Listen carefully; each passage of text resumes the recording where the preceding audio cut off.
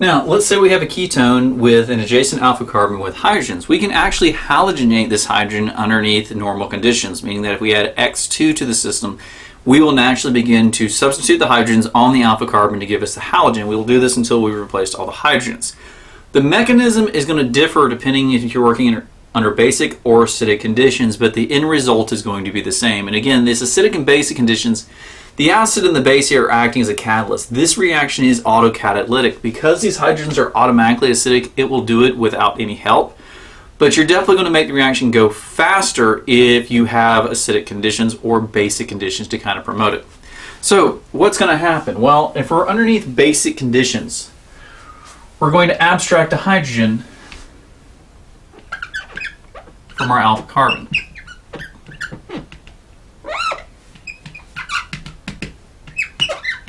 Now, this is resonance stabilized, and we end up going back and forth here to give the enolate ion. Now, the enolate ion is not what's going to react with this halogen. What's going to end up happening is that we're going to get attack on our halogen to ultimately give us the R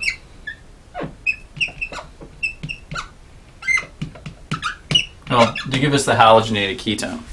So, underneath base catalyzed conditions, we typically see lone pair attack from a carbanion, which is stabilized by resonance to give us the enolate ion, and this is what attacks the halogen to give us this halogenated ketone complex.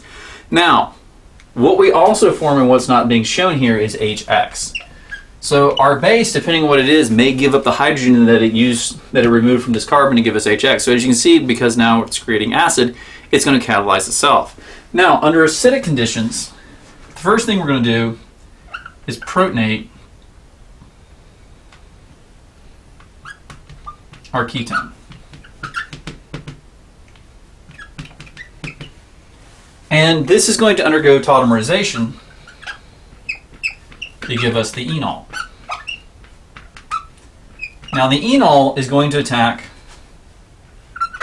through the double bond the halogen. And this attack again is going to give us the halogenated ketone complex.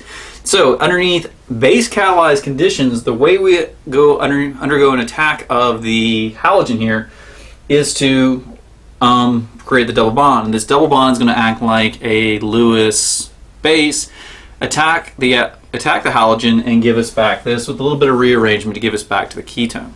Now, when we start adding halogens to that alpha carbon, we're inherently making those hydrogens more acidic because we're pulling electron density off the carbon. So we don't get single hydrogen substitutions unless we use stoichiometrically limiting amounts of the halogen. But if we just dumped a bunch of bromine or chlorine or iodine into the system, ultimately what would happen is that we would continue to remove the hydrogens until all the hydrogens are gone, and we're no longer able to undergo this tautomerization because the alpha carbon doesn't have any hydrogens. Now, this is going to have some interesting implications that we're going to talk about in the next video. But this is something to keep in mind, that if you do anything to the alpha carbon that removes electron density, such as adding halogen, it's just going to become better and better and better at removing the hydrogens.